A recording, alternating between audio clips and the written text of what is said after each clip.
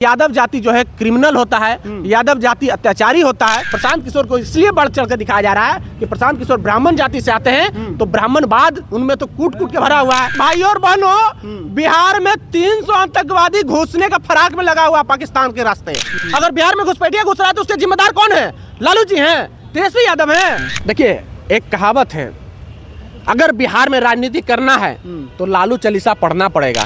साथियों नमस्कार, मेरा नाम आनंद है। आप महाखबर देख रहे हैं। बिहार चुनाव को लगातार हम लोग कवर कर रहे हैं। बिहार चुनाव जैसे जैसे नज़दीक आ रहा है, चुनावी पारा बढ़ता जा रहा है। नीतीश जी लगातार घोषणा पर घोषणा कर रहे हैं, वहीं तेजस्वी यादव अपनी योजनाएं ला करके और ये भी कह रहे हैं कि जो मैं योजना लाता हूं, नीतीश कुमार जो मुख्यमंत्री हैं बिहार के, वो कॉपी कर लेते हैं। आचार संहिता लगने वाली है, 1 हफ्ते के अंदर आचार संहिता लग जाएगी। मेरे साथ एक साथी मौजूद है बिहार के, इनसे बातचीत करेंगे और समझेंगे कि बिहार चुनाव में क्या माहौल है। स्वागत है आपका। शुक्रिया, धन्यवाद। बिहार में चुनाव है, इस बार का चुनाव बिहार में 2020 से कैसे अलग है, कुछ लग रहा है आपको? देखिए, जिस तरह से 2020 में चुनाव हुआ था बिहार में, सेम वही परिस्थिति में बिहार में चुनाव हो रहा है। ऐसा कुछ नहीं कि बहुत ज्यादा कुछ बदल गया है। तेजस्वी यादव जो चाह रहे थे कि हम अपने मुद्दे पर बिहार को लाएं, बिहार की जनता को अपनी ओर खींचे, वो कामयाब 2020 में भी हुए हैं और 2025 में भी कामयाब जरूर होंगे, हमें ऐसा लगता है। बाकायदा ये जान लीजिए, भारतीय जनता पार्टी 2020 चुनाव में पूरी तरह से कोशिश किया कि मुद्दा जो है हिंदुत्व हो, मुद्दा राष्ट्रवाद हो, मुद्दा जातीय समीकरण हो। तेजस्वी यादव ने कहा कि नहीं, हमको हिंदू मुस्लिम मुद्दा नहीं चाहिए, हमको जाति पर चर्चा ही नहीं करना है, हमको बात करना है बिहारी अस्मिता पे, हमको बात करना है बिहार में पलायन कैसे रुके, हमको बात करना है शिक्षा स्वास्थ्य रोजगार पे, हमको बात करना है कार्रवाई सुनवाई सिंचाई दवाई वाली मुद्दे पे। तो तेजस्वी यादव घसीट करके, जो पूरा एनडीए है, घसीट करके लाए, उस मुद्दे पर चुनाव हुआ और एनडीए भी लगातार उसके बाद कहा कि हम अब नौकरी पर बात करेंगे। अब देखिए कि जिस तरह से भारतीय जनता पार्टी उत्तर प्रदेश में राजनीति करती है हिंदुत्व को लेकर के, बिहार में पूरी तरह से सॉफ्ट कॉर्नर अपनाए हुए है। भारतीय जनता पार्टी के कोई भी इतना बड़ा चेहरा हिंदुत्व के नहीं हुए बिहार में। वजह यह है कि बिहार एक समाजवादी धरती है, समाजवादियों का गढ़ है। यहाँ पर लालू, नीतीश, रामविलास, बाबू जगदेव प्रसाद कुशवाहा, कर्पूरी ठाकुर, तमाम वो लोग निकले समाजवादी विचारधारा से, और इतना समाजवाद बिहार में फैला कि बिहार के जनता जो है हिंदुत्व जैसे ढकोसले मुद्दे पे चुनाव नहीं चाहती है। मोदी जी लगातार रैली पर रैली मार रहे हैं, हेलीकॉप्टर उनका घूम रहा है, वादे हो रहे हैं, योगी जी भी आ जाएंगे, बदल नहीं देंगे माहौल? बोलो। देखिए, योगी जी और मोदी जी और अमित शाह आएंगे तो माहौल बिल्कुल बदलेगा। आपको 2015 विधानसभा चुनाव याद दिलाते हैं जरा सा। 2015 विधानसभा चुनाव जब लालू नीतीश दोनों साथ लड़े थे, तो अमित शाह थे बिहार और कह रहे थे कि भाई और बहनों, बिहार में 300 आतंकवादी घुसने का फराक में लगा हुआ पाकिस्तान के रास्ते और नेपाल के रास्ते। तो भाई उस समय जो है 2015 में केंद्र में किनकी सरकार थी? एनडीए की। केंद्र की बॉर्डर की सुरक्षा किसके हाथों में थी? केंद्र की जो गृह मंत्रालय है उसके अंदर में। तो बिहार में 300 आतंकवादी कैसे घुस सकते हैं? यानी कि उनकी फेल्यूर है 300 आतंकवादी घुसने। तो पूरी तरह से ये एक नैरेटिव गढ़ा गया एनडीए की तरफ से कि हम आतंकवाद को ले आए, पाकिस्तान को ले आए बिहार में। और यहाँ तक ये भी कहा अमित शाह जी और एनडीए के नेता कि अगर बिहार चुनाव में इंडिया गठबंधन या उस समय जो था यूपीए गठबंधन था, यानी कि लालू नीतीश की सरकार बनेगी तो पाकिस्तान में पटाखे फूटेंगे। क्या फूटा था पाकिस्तान में पटाखा? लालू नीतीश की सरकार बनी थी 2015 में, पूर्ण बहुमत की सरकार बनी थी, भाजपा का सफाया हो गया था। अब भाजपा माथा पकड़ कर रो रहा था कि अरे मेरा हिंदुत्व नहीं चला, यहाँ पे राष्ट्रवाद नहीं चला, तो करे से करे क्या? अब भाजपा भी बिहार में समाजवादी विचारधारा की राजनीति करने पर मजबूर हो गई है। तेजस्वी यादव के, लालू यादव के विचारों पर राजनीति कर रही है और उनके दिखाए रास्तों पर ही राजनीति कर रहे हैं। भाजपा के पास कोई अपना मुद्दा है नहीं। इस बार भी तो अमित शाह कह रहे हैं कि घुसपैठिया घुस रहे हैं सीमांचल इलाके से, और जो इंडिया अलायंस है वो घुसपैठियों के वोट के दम पर सरकार बनना चाहती है। अच्छा, घुसपैठिया घुस रहा है, SIR तो अभी हो रहा है, हुआ है, अब फाइनल रिजल्ट भी आ गया, रिजल्ट आ गया। केंद्र सरकार ने क्या सुप्रीम कोर्ट में हलफनामा दिया है SIR मसले पर कि घुसपैठिया कोई मुद्दा है बिहार में? तो घुसपैठिया पर चर्चा क्यों नहीं किया ये केंद्र सरकार जो है सुप्रीम कोर्ट में? खाली चुनाव आएगा तो बिहार में घुसपैठिया घुस जाएगा। अरे भाई, घुसपैठिया घुसा है तो सुप्रीम कोर्ट में आप हलफनामा दायर कीजिए कि बिहार में घुसपैठिया घुस रहा है। अगर बिहार में घुसपैठिया घुस रहा है तो उसके जिम्मेदार कौन है? लालू जी हैं, तेजस्वी यादव हैं कि नीतीश कुमार हैं? केंद्र की सरकार ने जवाबदेही है इसकी जी। सत्ता किसके पास है केंद्र की? बॉर्डर की सुरक्षा किसके पास है? गृह मंत्रालय के, केंद्रीय गृह मंत्रालय के अंदर आता है। तो उस जिम्मेदारी किसकी है? ये पूरी तरह से फेल्यूर हो गए हैं। तेजस्वी यादव के विजन, तेजस्वी यादव के काम के आगे ये नतमस्तक हो गए हैं और इनके पास कोई मुद्दा नहीं बचा है राजनीति करने के लिए बिहार में। एक बात बताइए, चुनाव आ गया है, तमाम नेता वादा करते हैं, जनता से जाकर मिलते हैं। तेजस्वी कह रहे हैं कि माई बहन योजना में हम 2500 देंगे, 200 यूनिट बिजली फ्री देंगे, पेंशन को जो 400 था 1500 देंगे, तमाम तरह की योजना लाएंगे हम। और उधर नीतीश जी योजना पर योजना ला रहे हैं। आखिर जनता भरोसा किस पर करेगी? नेता है, वादा करेंगे, आखिर जनता किसी तरफ जाएगी? देखिए, जनता किस पर भरोसा करेगी ये जनता के हाथ में छोड़ दीजिए। आपने बहुत अच्छा सवाल किया कि तेजस्वी यादव के बातों पर जनता भरोसा क्यों करे। आपको पता है कि कोई भी आम तौर पे पॉलिटिक्स करता है 70-75 साल तक। तेजस्वी यादव का, मेरे अनुसार, जो उनके जो एफिडेविट के अनुसार, तेजस्वी यादव का उम्र अभी मात्र 37 से 38 साल हो रहा है, यानी कि उनकी राजनीतिक करियर अभी 40 साल बचा हुआ है। अगर तेजस्वी यादव मोदी जी की तरह अभी झूठ बोलने लगे तो उनका तो 40 साल का राजनीतिक करियर समाप्त हो जाएगा। तो तेजस्वी यादव पर इसलिए भरोसा करना चाहिए क्योंकि उनका राजनीतिक करियर 40 साल बचा हुआ है। तेजस्वी यादव जो कहे हैं, चाहे माई बहन मान योजना हो, बिजली फ्री करने की बात हो, वृद्धा पेंशन फ्री करने की बात हो, कार्रवाई, सुनवाई, दवाई, नौकरी, तमाम वो मुद्दे हैं।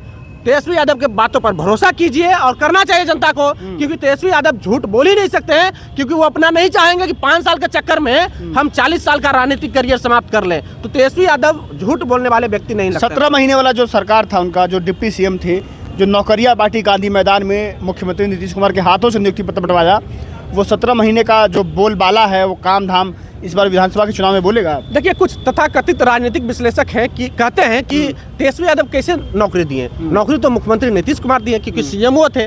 सीएम तो तेजस्वी यादव नहीं थे, डिप्टी सीएम थे। डिप्टी सीएम कोई संवैधानिक पद होता नहीं है। तो मेरा उनसे सवाल है कि तेजस्वी यादव से पहले जब नीतीश कुमार एनडीए के गठबंधन में थे तो कितनी नौकरियां दिए थे? हर दिन, महीने में समझिए तो 10 दिन युवाओं पर लाठीचार्ज होता था पटना में, राजधानी पटना में। बिहार की राजधानी पटना में तेजस्वी यादव की सरकार नहीं थी, नीतीश कुमार की सरकार है अभी भी। महीने में 10 दिन युवाओं पर लाठीचार्ज होती है।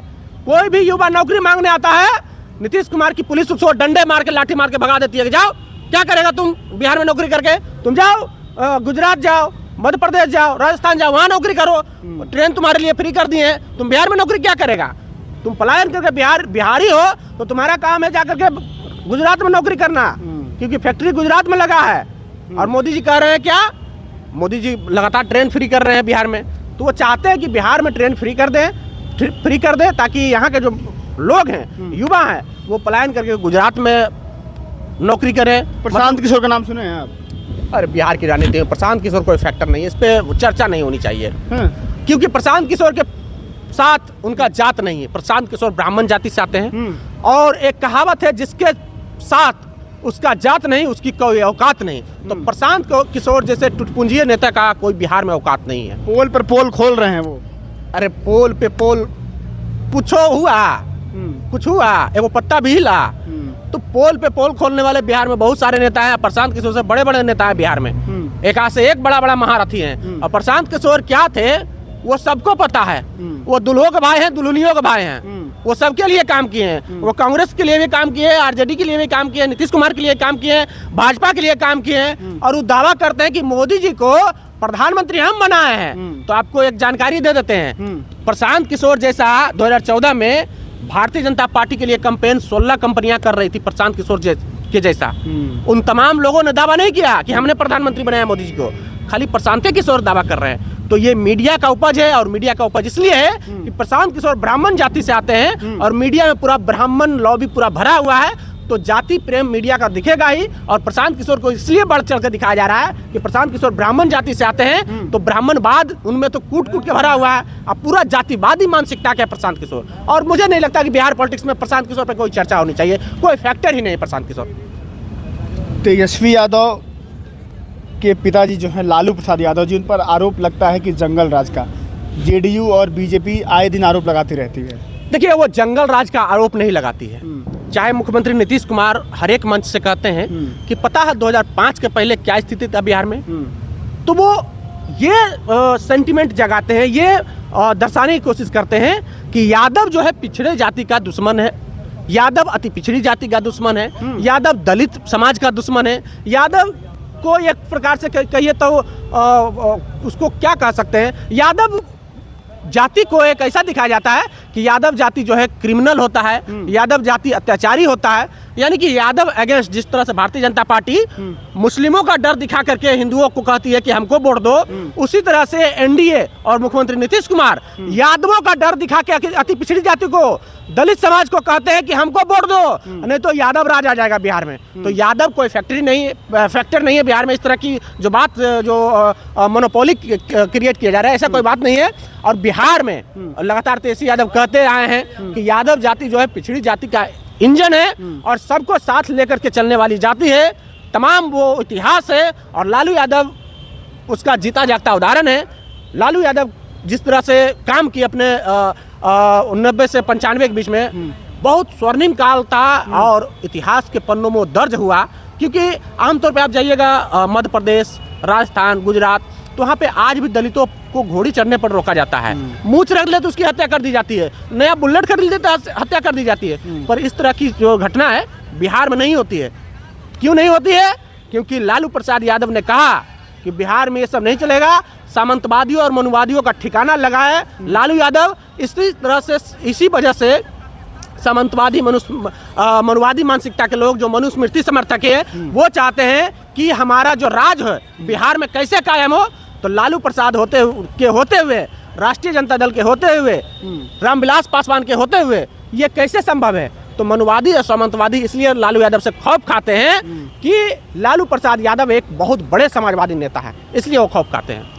आखिरी सवाल होगा, बिहार की राजनीति लालू प्रसाद यादव पर शुरू होती है, लालू प्रसाद यादव पर आप ख़त्म हो जाती है। तो लालू जी को बीजेपी घेरती है, जेडीयू घेरती है, तो लालू जी तभी सक्रिय भी नहीं है राजनीति में, लेकिन फिर भी चर्चा में बने रहते हैं। देखिए, एक कहावत है, अगर बिहार में राजनीति करना है तो लालू चालीसा पढ़ना पड़ेगा। अगर नहीं लालू चालीसा पढ़िएगा तो आप बिहार में राजनीति कर ही नहीं सकते हैं। चाहे कोई भी दल हो, जो भी आरजेडी के विरोधी दल है, वो लालू चालीसा पढ़े बगैर राजनीति बिहार में कर ही नहीं सकते हैं। सम्राट चौधरी इतना बड़ा नेता कैसे बने? लालू प्रसाद यादव के खिलाफ बोल बोल के। स्वर्गीय सुशील कुमार मोदी, जो उनका निधन हो गया, अब हमारे बहुत अच्छे विचार थे उनको हम बहुत अच्छा सम्मान करते हैं। वो इतना बड़ा नेता बिहार के कैसे बन गए भाजपा के? वो लालू प्रसाद यादव को सुबह, दोपहर, शाम लालू चालीसा पढ़ते थे, इस वजह से उतना बड़ा नेता बने। प्रशांत किशोर जो भी कह रहा है, प्रशांत किशोर को कोई नोटिस लेने वाला था? नोटिस कब लिया? जब लालू चालीसा पढ़ने लगा प्रशांत किशोर, तब उसको लोग नोटिस लेने लगा कि वो प्रशांत किशोर भी कोई नेता है, हालांकि वो टुटपुंजिया नेता है। ठीक है, तो मेरे साथ एक युवा साथी मौजूद थे, इनसे बातचीत हुई। इन्होंने सीधे तौर पर कहा कि बिहार की आवाम इस बार नौकरी और रोज़गार चाहती है, बिहार की आवाम जुमलेबाजी पर भरोसा नहीं करती है। बाकी आप लोग इस मुद्दे पर क्या अपनी राय रखते हैं, राय ज़रूर दीजिएगा। और बिहार चुनाव में आचार संहिता जो है 1 हफ्ते के अंदर लग जाएगी। आचार संहिता के बाद चुनावी पारा और बढ़ जाएगा, चुनावी रैलियाँ होंगी, लोगों से बातचीत करेंगे, लोग और खुलकर बोलेंगे किस सरकार बनाने जा रही है बिहार की आवाम। जुड़ जाइए हमारे साथ। फिलहाल के लिए नमस्कार।